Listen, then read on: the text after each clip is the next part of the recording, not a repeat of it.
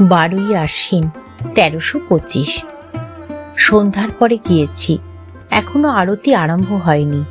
মা রাস্তার ধারের বারান্দায় একটি আসন পেতে বসে জপ করছেন। ভারী গরম।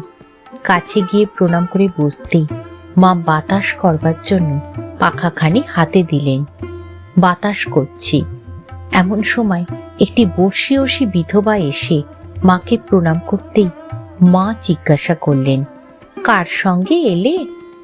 দারোয়ানের সঙ্গে এসেছি বলে তিনি আমার কাছে পাখাখানি চাইলেন, মাকে বাতাস করবেন। আমি তখনই দিলুম। মা বললেন, থাক থাক, হই দিক। তিনি বললেন, কেন মা, আমার হাত দিয়ে একটু হবে না? ওরা তো দিচ্ছেই। মা যেন একটু বিরক্ত হলেন। তিনি 2-1 মিনিট বাতাস করেই বললেন, তবে আসি মা, মহারাজের কাছে একবার যেতে হবে। মায়ের পায়ে মাথা রেখে প্রণাম করতেই মা মহা বিরক্ত হয়ে বললেন, আহ, পাই কেন? একে তো দেহ খারাপ, ওই করে করে তো এই সব অসুখ হলো। তিনি চলে যাবার পরে জল দিয়ে পা ধুয়ে ফেললেন। বিধবা স্ত্রীলোকটি গোলাপ মাকে একটু দেখে এসে পুনরায় মায়ের কাছে বিদায় নিতে এলেন।